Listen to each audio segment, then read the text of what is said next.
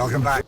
Syrax Origins, Princess Rhaenyra Targaryen's dragon explored. While George R.R. Martin's epic fantasy world is known for many things, impeccable writing, rich lore, political intrigue, graphic depictions of violence and copulation, and all the prophecies in the world, one thing it will always be remembered for is normalizing seeing massive dragons on weekly television. It's funny thinking that Drogon, Viserion, and Rhaegal were just a taste of what we now see in the House of the Dragon. It is true nonetheless. But while Dany's children were relatively personalityless, save for the love they had for their mother, HBO's latest series insists on impressing upon you just how majestic and distinct the Targaryen dragons used to be at the height of their power.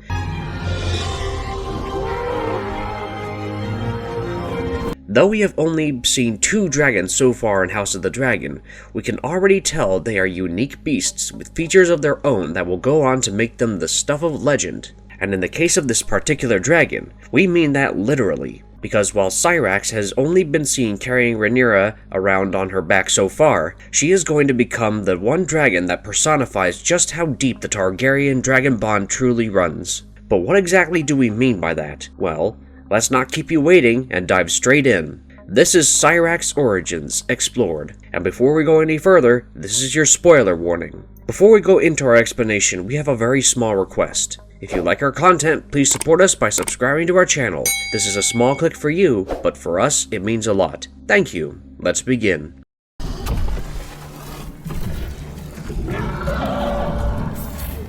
Etymology, birthplace, and early years. As we've mentioned in our videos on Balerion, Meraxes, and Vhagar, go check out those if you haven't already. Targaryen dragons had a clear naming trend. Targaryens, who were considered to be more traditionally Valyrian, tended to name their dragons after the gods and goddesses of Valyria, whilst those born after the conquest tended to name their dragons after their characteristics, both physical and personal. Fire and Blood tells us that Princess Rhaenyra named Syrax after a Valyrian goddess herself, which puts to rest a debate as to which type of dragon and dragon rider pair these two were going to be. As for Syrax's birthplace, we would speculate that she was born in the Dragon Pit at King's Landing towards the end of King Jaehaerys' reign. We say this because the histories tells us that Rhaenyra claimed Syrax in 104 AC at the age of 7, when Syrax was still a young dragon. This is an intentionally vague estimation, because a dragon as young as Drogon, who was only a year old during a dance with dragons, was able to fly off with Daenerys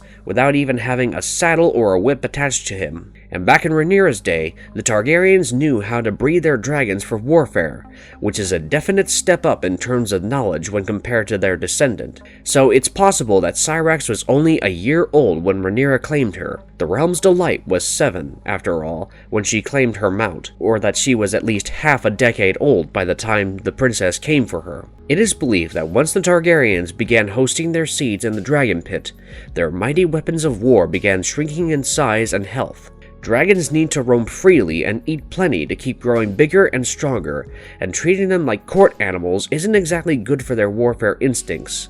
So it's possible that Syrax went through a similar issue, not growing fast enough because of her environment. But what cannot be disputed is the fact that she was most likely born during the last decade of King Jaehaerys' reign at the Dragon Pit in King's Landing, which is also where Rhaenyra was born and raised. The princess gave Syrax her name, implying that she was her first rider, and would often spend her time flying around the city of King's Landing on the island fortress of Dragonstone during her youth.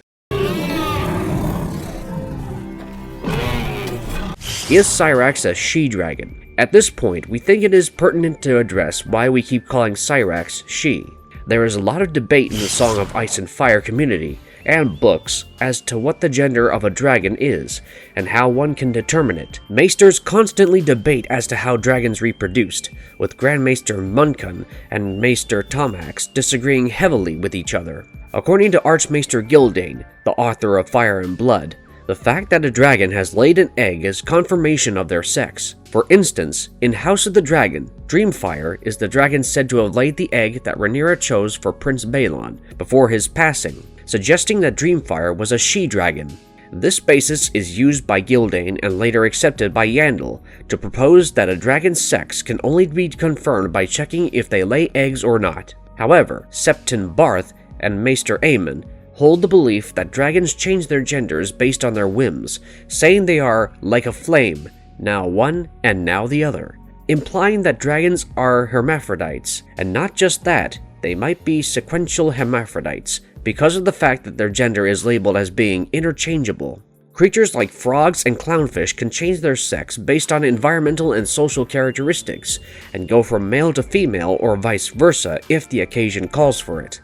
Based on the description Aemon and Barth gave, it appears as though that the change of sex is a conscious choice with dragons, which would put them firmly in the category of sequential hermaphroditism. However, there is also the possibility that dragons are simultaneous hermaphrodites, given the fact that share, according to Barth at least, genetic material with worms. Earthworms are simultaneous hermaphrodites, whose reproductive organs are separated to prevent self-fertilization. They are said to mate when the season gets damp and warm, which is peculiarly enough that the exact conditions under which two dragons meet with each other during the events of the dance. It is also possible that, much like banana slugs, dragons self-fertilize because we have actually never heard of a mating sequence between dragons ever having taken place before, but the fact remains that determining the sex of a dragon is a tricky job to say the least. We are going to go ahead and assume that dragons possess a kind of cumulative hermaphroditism, whereby they change their genders based on the conditions in which they are,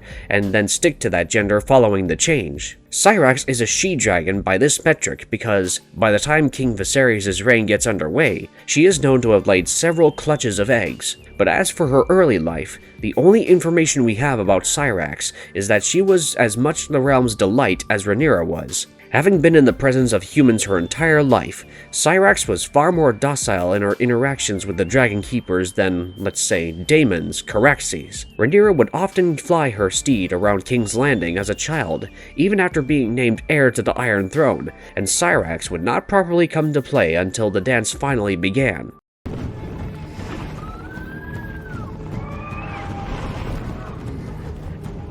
She flips the script on legend itself, Syrax in Dance of the Dragons. A beautiful yellow-scaled she-dragon, Syrax had always been more of a court dragon than a wild dragon at heart. Despite reaching the size of Caraxes before the dance, she was not nearly as formidable as the Bloodworm, because Syrax was entirely inexperienced in warfare. Princess Rhaenyra was called the Realm's Delight because of how much her father doted upon her, and that name, spoiled attitude, also extended to her dragon. It is said that a dragon is much like their rider, especially once they have established the mystical dragon bond with each other.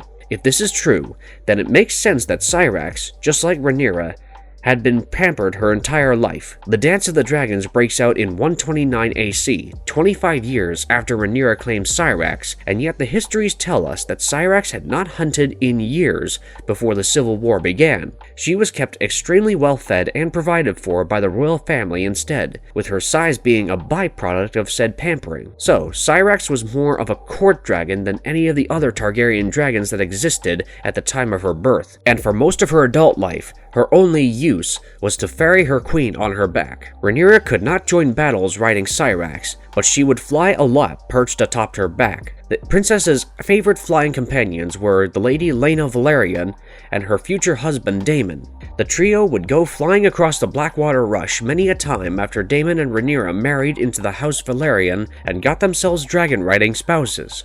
During the reign of King Viserys, both rider and she-dragon gave birth multiple times. Rhaenyra would go through 6 pregnancies, and Syrax would lay several clutches of eggs, presumably on both Dragonstone and King's Landing, with it being heavily implied that all of Rhaenyra's children's dragons were hatched from Syrax's eggs.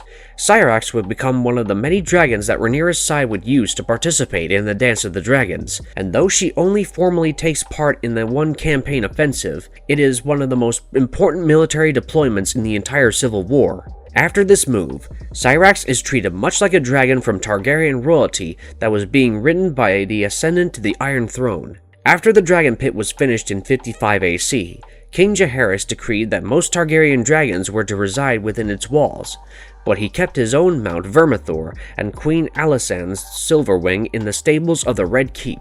After spending her time as the official heiress at Dragonstone, Rhaenyra had picked up the same habit and began housing Syrax in the stables of her royal court, choosing to keep her by her side at all times, but weighed down by heavy chains so she might not fly away unattended. However, Unlike the old king and good queen's dragons, we doubt Syrax's presence reassured anyone that things were going just fine, because if they were, a knight from the Stormlands would not try to replicate the legendary feats of one Sir Serwyn of the Mirror Shield. It is said that during the Age of Heroes, so you know that this story is already dubious at best, there existed a knight called Sir Serwyn.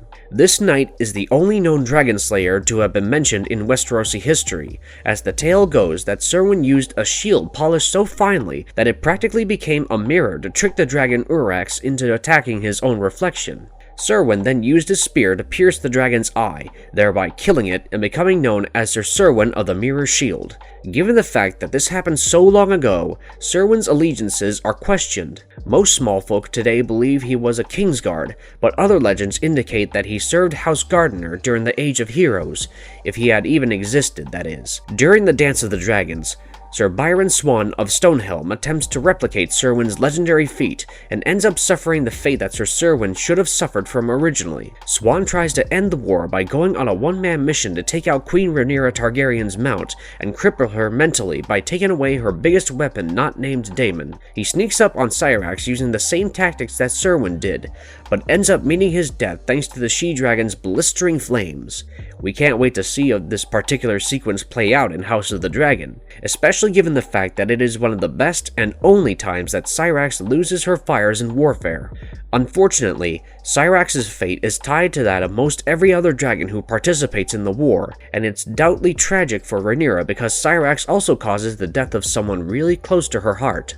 We're not going to talk about these particular events because then we'd have to explain the show's plot and climatic battles to you. But we will leave you with this. Out of the two dragons we've seen so far, you're going to understand soon enough whose fires burn hotter and whose wings flap longer if you catch our drift. And speaking of House of the Dragon,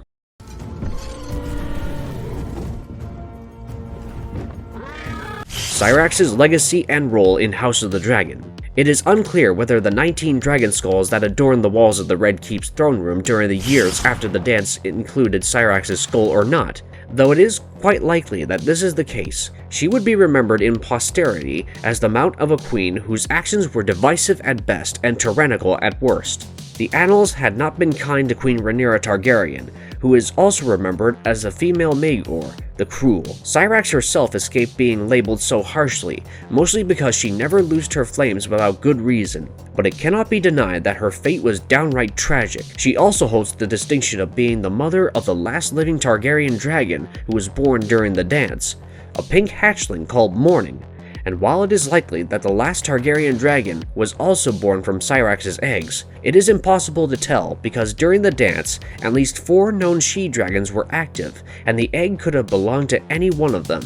What is clear is that Syrax is going to play a major role in House of the Dragon, possibly being the only dragon, other than Caraxes, that we will see in nearly every episode of the series. House of the Dragon has also done a great job in making sure Syrax looks different from what you would expect her to look like. If you are used to the dragon designs from Game of Thrones, then House of the Dragon is the refresher your palette needs, because not only will it have far more dragons, it will also feature a variety of designs. Having said that, Syrax does look remarkably like one of Dany's dragons, down to the crown and the tail. Her yellow scales are complemented by a set of emerald green eyes, which wonderfully contrasts with the scaled riding leathers that Rhaenyra wears when she takes Syrax for a spin. And she has already shown that she is cooperative towards humans from the one interaction she has had with the Dragon Keepers. Syrax is extremely protective of Rhaenyra, it seems, because when Otto Hightower asks Sir Criston Cole to escort her back to King's Landing in episode 2, she warns the knights and lords present instead of the fate that would earn them if they tried that by force. Perhaps these parallels exist because, in many ways, Rhaenyra is the Daenerys of this show. She is a queen claimant, a dragon rider, and a scion of old Valyria, but she does not share any of Daenerys' experience with slavery, and if she is to follow a path similar to Dany, it will be the one laid out by the D's who shall not be named, because George's Dany is a literal living inspiration, not someone who went crazy because people surrendered to her. Don't expect to see Syrax flying into battle like Caraxes though. That is just not her strong suit at all. And if you liked our content, don't forget to leave a like and subscribe to us if you haven't already. Have a good one and be safe. Thanks everyone.